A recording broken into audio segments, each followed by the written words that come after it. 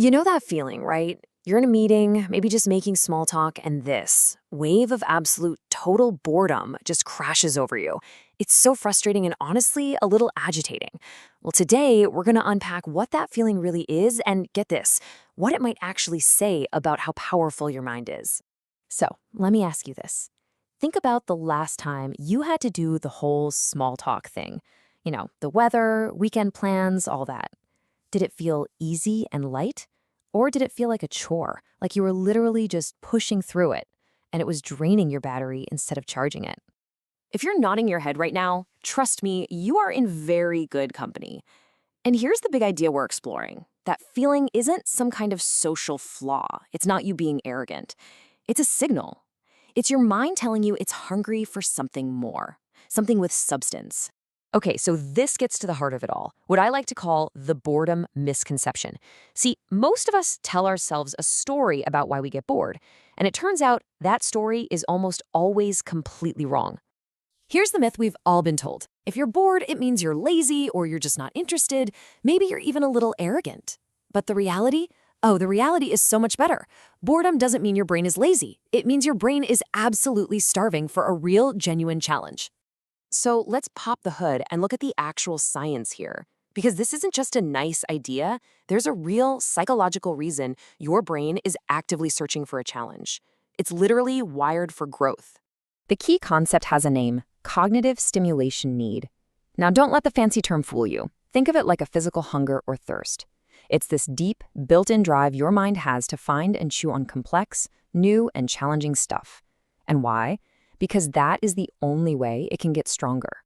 And this is the perfect way to think about it. If your brain has a high need for that stimulation, then small talk is basically mental junk food. Seriously, it's like empty calories. It might pass the time, but it offers zero real nourishment. What your brain is actually craving is a five-star nourishing meal, like a deep conversation or a tricky problem it can really sink its teeth into. And this isn't just about feeling engaged, it's a physical thing. When your brain gets a real challenge, it has to engage with that complexity. And as it wrestles with it, it is literally building new connections, new neural pathways. The result? Your mind actually gets stronger, faster, and more capable. It's a workout for your brain, plain and simple. Which brings us to what might be the most important part of this whole thing, making the mindset shift.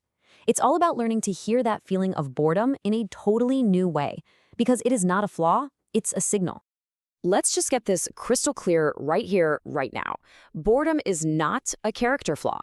It doesn't mean there's something wrong with you, period. From now on, I want you to think of it as an internal alarm, a little siren going off inside your head. An alarm? For what, you ask? Well, this sums it up perfectly. It's a signal that your brain is being underutilized. It's sitting there, ready and waiting for higher level complexity and real substance. It's saying, hey, I can do more than this.